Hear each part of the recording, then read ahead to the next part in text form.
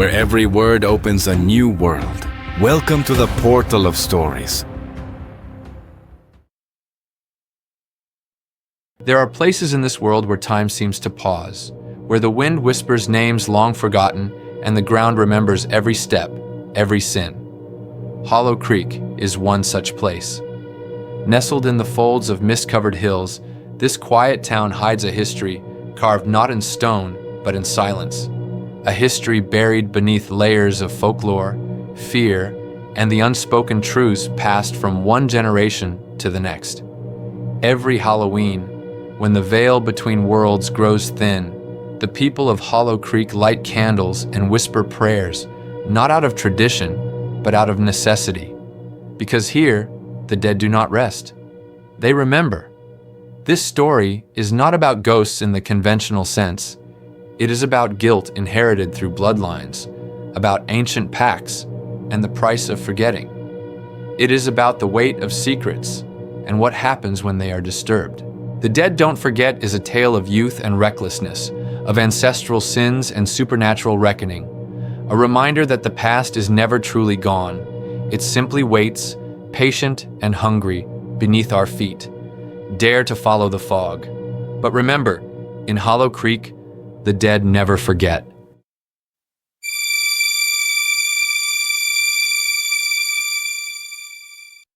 There are places in this world where time seems to pause, where the wind whispers names long forgotten, and the ground remembers every step, every sin. Hollow Creek is one such place. Nestled in the folds of mist-covered hills, this quiet town hides a history carved not in stone, but in silence. A history buried beneath layers of folklore, fear, and the unspoken truths passed from one generation to the next. Every Halloween, when the veil between worlds grows thin, the people of Hollow Creek light candles and whisper prayers, not out of tradition, but out of necessity. Because here, the dead do not rest. They remember. This story is not about ghosts in the conventional sense. It is about guilt inherited through bloodlines, about ancient pacts and the price of forgetting. It is about the weight of secrets and what happens when they are disturbed. The Dead Don't Forget is a tale of youth and recklessness, of ancestral sins and supernatural reckoning. A reminder that the past is never truly gone. It simply waits, patient and hungry, beneath our feet. Dare to follow the fog. But remember, in Hollow Creek, the dead never forget. The dead don't forget. The mist descended over Hollow Creek like a living creature, slithering between old wooden houses and cobblestone alleys. Every year, when Halloween arrived, the town transformed.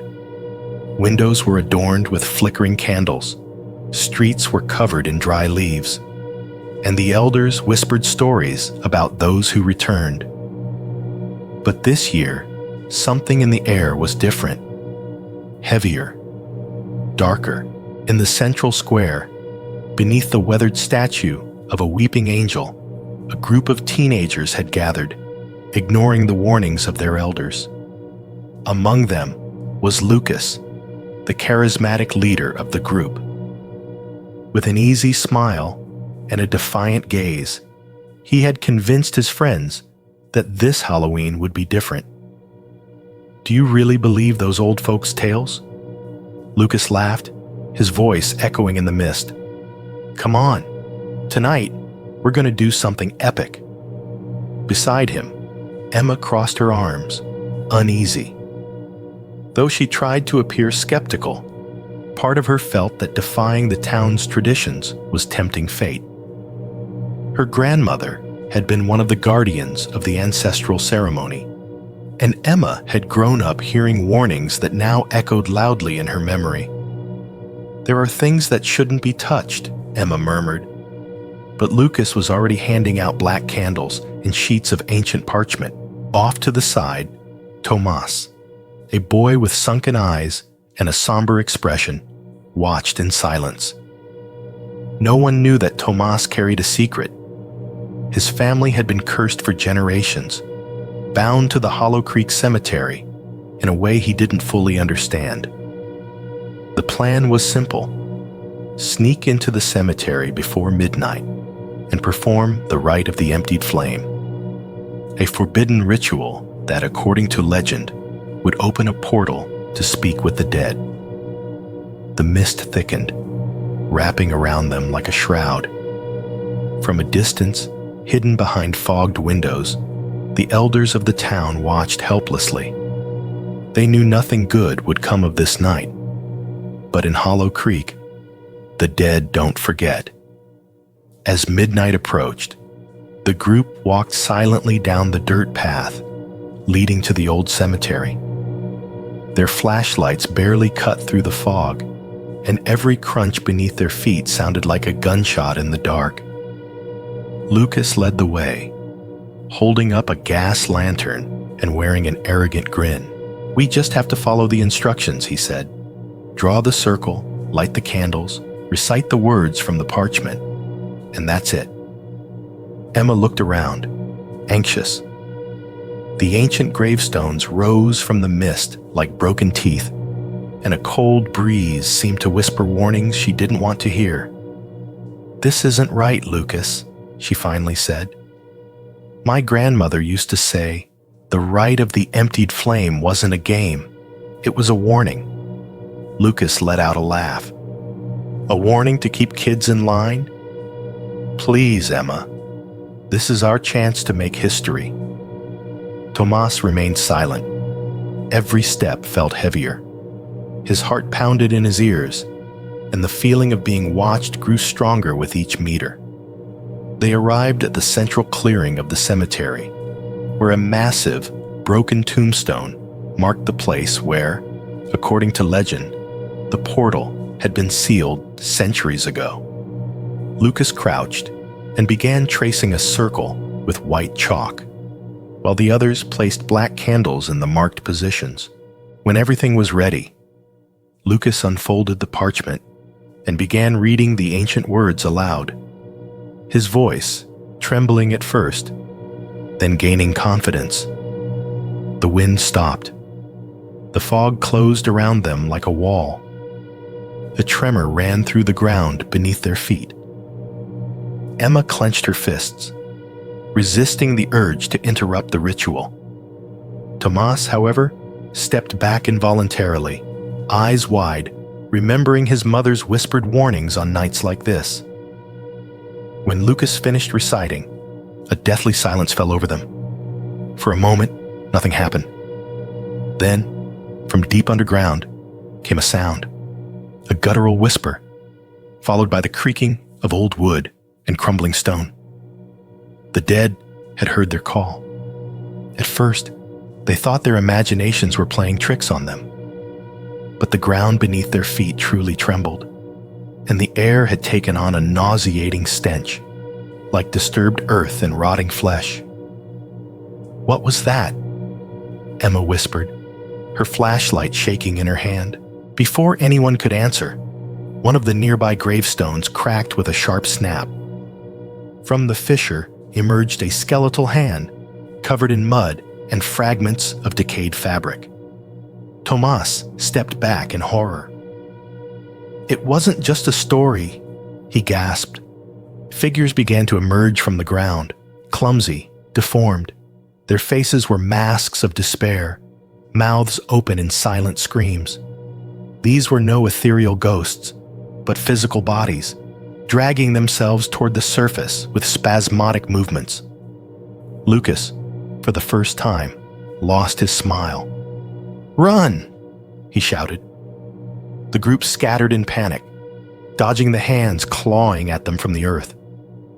Emma ran toward the cemetery gate, but the fog had grown so thick she could barely see a few feet ahead. Screams echoed in every direction. Tomas stumbled and fell face first beside an open grave.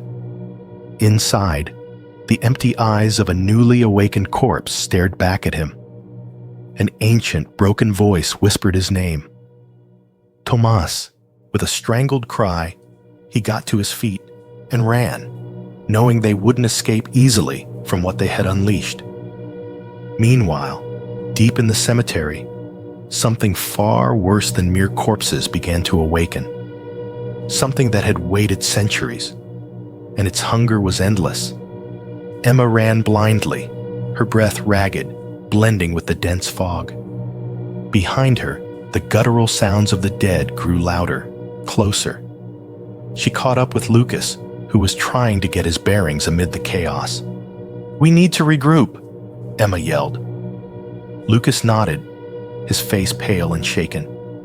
Together, they searched for Tomas and the others, guided only by screams and instinct. In the center of the cemetery, beneath a withered oak, they found Tomas kneeling before an open grave. His lips moved in an incomprehensible whisper, as if answering a voice only he could hear. "Tomas!" Lucas called, pulling his arm. "We have to go."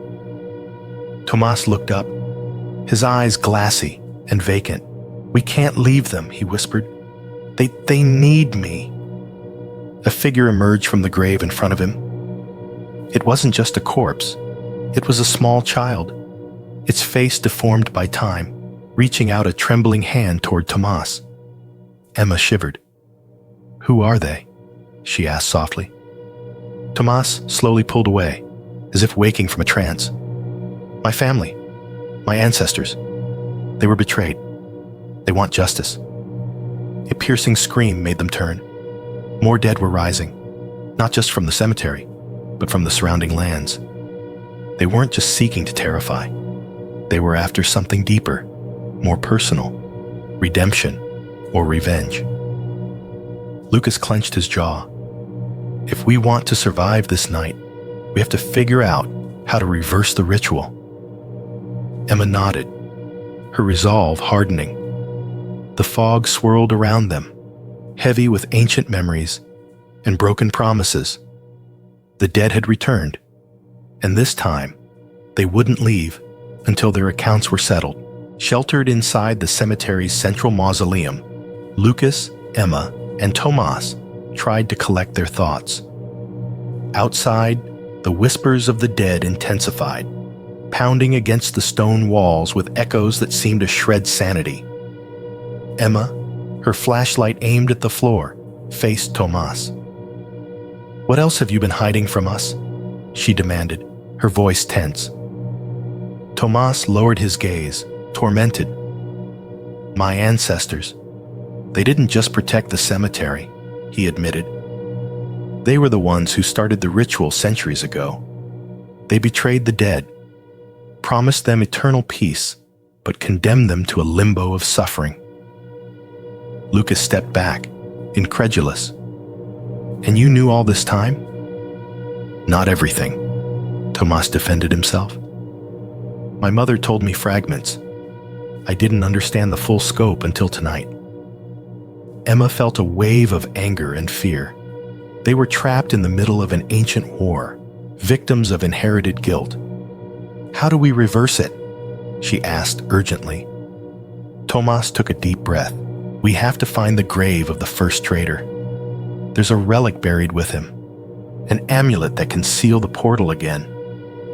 But it won't be easy. They'll be protecting that place." A thunderous blow shook the mausoleum, and a crack split one of the walls. "They found us," Lucas whispered.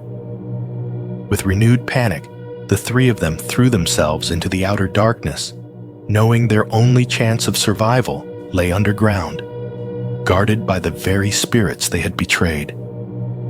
And the clock kept ticking toward dawn, their only hope of redemption. The night thickened like tar as Lucas, Emma, and Tomas ran toward the oldest section of the cemetery.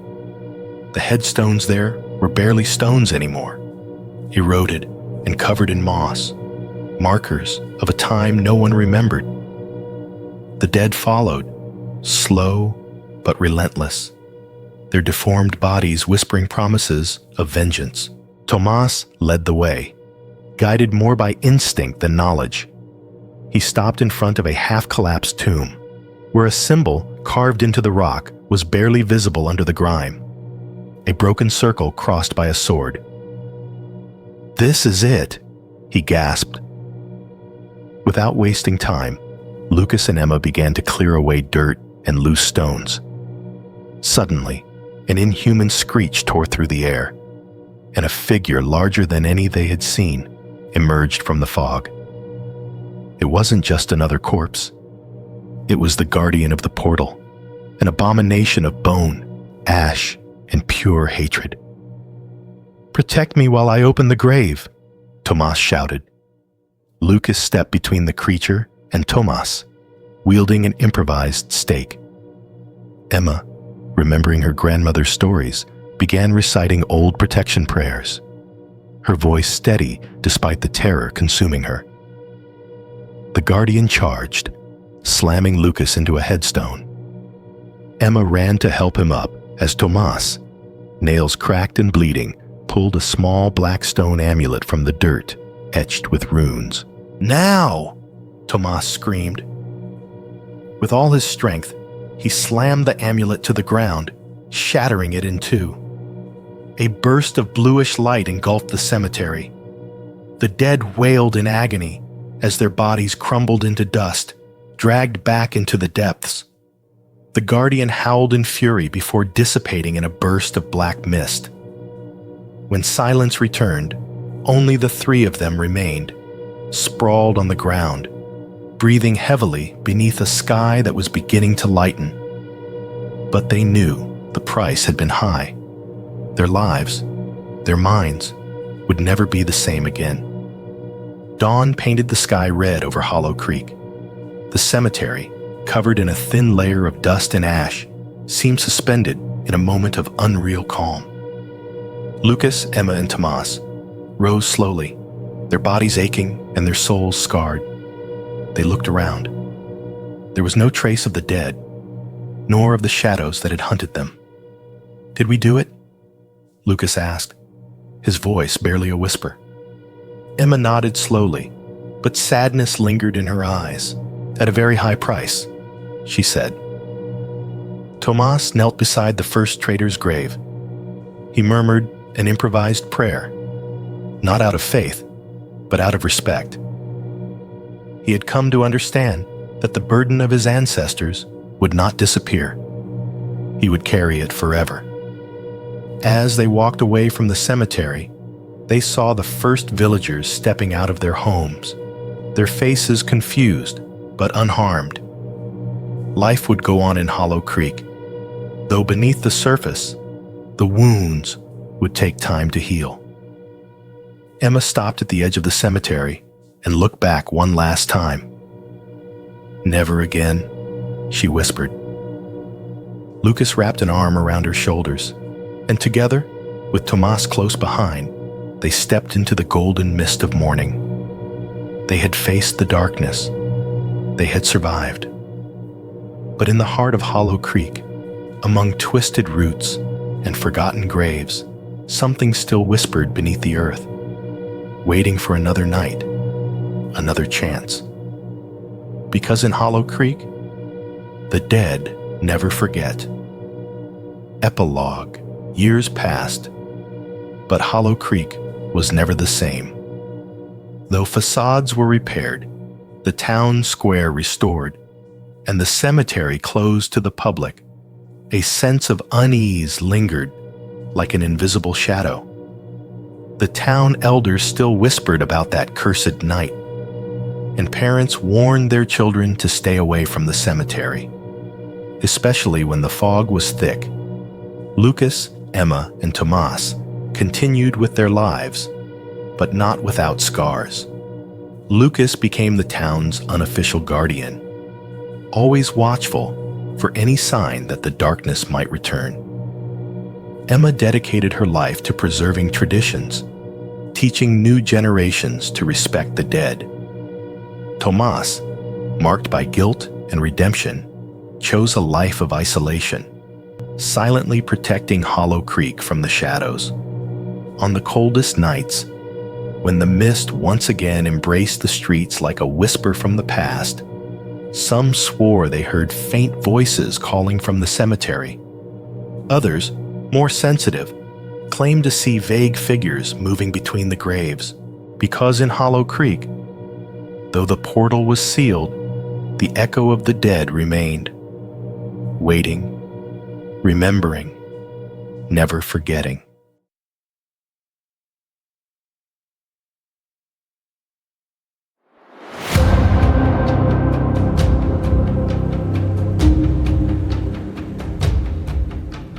Thank you for listening.